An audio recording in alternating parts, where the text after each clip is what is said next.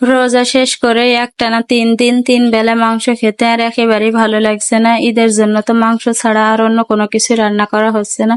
মাংসের সাথে যদি অন্য কোনো কিছু রান্না করা থাকে তাহলে আর এমনটা হয় না। তো আম্মুকে বললাম আমি শুধু মাংস দিয়ে খেতে পারছি না, তো আমার জন্য একটু শাক বা সবজি কোনো কিছু একটা রান্না করো। আসসালামু আলাইকুম এভরিওয়ান, সকলে কেমন আছেন? আশা করি সকলে ভালো আছেন। আলহামদুলিল্লাহ, আপনাদের দোয়া এবং ভালোবাসা এবং আল্লাহর রহমতে আমি অনেক ভালো আছি। আচ্ছা, তোমাদেরও কি এমন হয় শুধু মাংস দিয়ে খেতে পারো না? আমার তো মাছ মাংস ডিম এটা দিয়ে খাওয়া একেবারেই হয় না, একটু শাক বা সবজি কোনো কিছু একটা থাকাই লাগে, নাহলে আমি একেবারেই খেতে পারি না। তো যাই হোক, আজকে সকালবেলা ঘুম থেকে উঠে দেখি আম্মু বলছে আমাকে একটু নুডলস রান্না করে দাও। আমার আম্মু আমার হাতের নুডলস রান্নাটা অনেক বেশি পছন্দ করে। আসলে বিয়ের আগে আমি নুডলসটা বেশিরভাগ রান্না করে করে সবাইকে খাওয়াতাম। আসলে কোনো কিছু রান্না করা হতো না তখন তখন শুধু এইসব ওসবই রান্না করতাম ইউটিউব দেখে। আর নুডলসটা বেশি রান্না করা হতো, তো নুডলসটা রান্না করে দেবো ভাবলাম, সাথে গরুর মাংস দিই।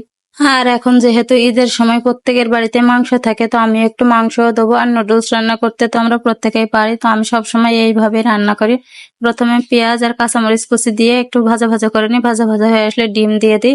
এরপর ডিমটা ভাজা ভাজা হয়ে আসলে নুডলস সিদ্ধ করে রাখাটা দিয়ে দিই। আমি একবারে মশলা দিয়ে সিদ্ধ করে নিই, এটা খেতে আমার কাছে বেশি ভালো লাগে। তো আজকে যেহেতু মাংস দিয়েছি তার জন্য ডিমটা একটু ভাজা ভাজা হয়ে আসলে মাংসটাকেও দিয়ে একটু ভেজে নিয়েছি। এরপরে সিদ্ধ করে রাখা নুডলসটাকেও দিয়ে দেবো। আম্মু আগে থেকে নুডলসটাকে সিদ্ধ করে রেখেছিল। এখানে আর আমি কোনো লবণ টবণ অ্যাড করবো না, যেহেতু গরুর মাংস দিয়েছি সাথে একটু ঝোলও দিয়েছি। আর গরুর মাংসতে তো লবণ সবকিছু দেওয়াই রয়েছে, সেটাতে একদম ঠিকঠাক হয়ে যাবে। এই তো আমার রান্নাটাও হয়ে গেছে। আর আমার রান্নাটা খাওয়ার পর আম্মু বরাবরের মতো বলছিল অনেক বেশি মজা হয়েছিল, অনেকদিন পরে খাচ্ছে।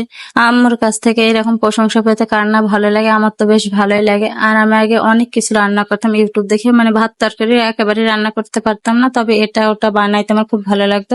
তবে বেশিরভাগই নষ্ট হয়ে যেত, এর জন্য আম্মু আমাকে অনেক বকাবকি করতো যে পারো না সবসময় এরকম জিনিস নষ্ট কর। আর যদিও বা হতো সেটা আমি খেতাম না, সবাইকে খাওয়াতাম। এর জন্য আম্মু বেশি বকাবকি করে যে কোনো জিনিস তৈরি করার পরে তুমি খাও না, তো রান্না করো কি জন্য বা তৈরি করো কি জন্য। তারপর আমার রান্না করতে বেশ ভালো লাগে আর সবাইকে খাওয়াতে অনেক বেশি ভালো লাগে। আর প্রশংসা করলে পর আমার যে এত বেশি ভালো লাগে।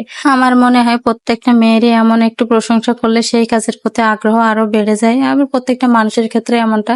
আম্মুকে এই যে বলেছিলাম একটু শাক বা সবজি কোনো কিছু রান্না করে দিতে, এর জন্য আম্মু দুইটাই রান্না করে দিয়েছে। একটু কচুর শাক রান্না করে দিয়েছে আর এইদিকে সজনা ডাঁটা দিয়ে আলু দিয়ে একটু রান্না করে দিয়েছে।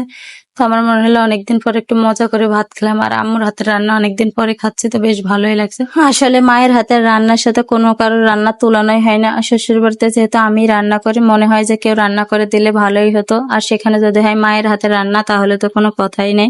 আল্লাহর কাছে একটাই চাওয়া, ভালো থাকুক সুস্থ থাকুক পৃথিবীর সকল বাবা মা, আল্লাহ তাদেরকে নেক হায়াত দান করুক। আজকের ভিডিওটি আর লম্বা করছি না, সে পর্যন্ত সবাই ভালো থাকবেন সুস্থ থাকবেন, সবাইকে আল্লাহ হাফেজ।